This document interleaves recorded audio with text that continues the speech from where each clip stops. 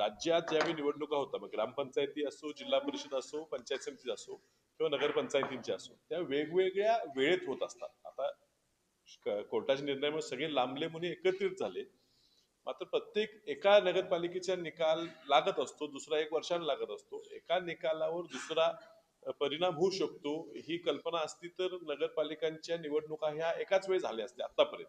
त्यामुळे ही निवडणूक निकाल पुढे का ढकलला गेला दुसऱ्या निवडणूक हे कळलं नाही.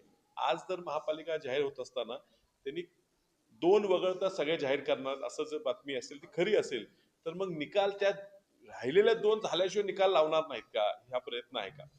आज मतदार यादीचा कार्यक्रम जो आहे, म्हणजे तुम्ही विचार करा, जुलै महिन्याची कट ऑफ डेट आहे. जुलै महिन्याची मतदार यादी जी असेल ती कट ऑफ केलेली आहे. त्यानंतर भले तुमचं 18 वर्ष पूर्ण झाले असो, खरं म्हणजे अधिकार त्याला आहे. त्याचा वाढदिवस 18 ऑगस्टला असेल किंवा वाढदिवस सप्टेंबरला असेल, तो 18 वर्ष पूर्ण झाला पण त्याला तुम्ही मतदानाचा अधिकार देत नाही.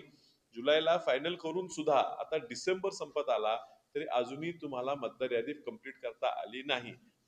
10 तारखेला करायची होती, ती परत मुदतवाढ घेतली, आज 15 तारखेला जाहीर करणार म्हणून सांगितले. अजूनही अंतिम मतदार यादी जाहीर नाही. अंतिम मतदार यादी जाहीर झाल्यावर ती बूथनिहाय नाही, ती फक्त प्रभागनिहाय आहे. बूथनिहाय यादी करायला अजून त्यांनी आठवड्याभराची मुदत घेतलेली आहे, 20 तारखेपर्यंत किंवा 22 तारखेपर्यंत. तिथून परत फायनल यादी मतदार बूथनिहाय नंबरसह ही 25 का 27 तारखेच्या आसपास येणार आहे.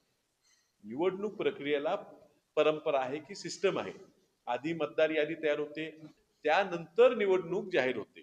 अजून मतदार यादी फायनल नाही, अजून जाहीर नाही, बूथ निहाय तर व्हायला अजून 10 दिवस आहे. तर आज निवडणूक आयोग निवडणूक कशाची घेणार आहे? दिवसभरातील घडामोडींचा आढावा घेण्यासाठी पाहत रहा N24 मराठी न्यूज चॅनल.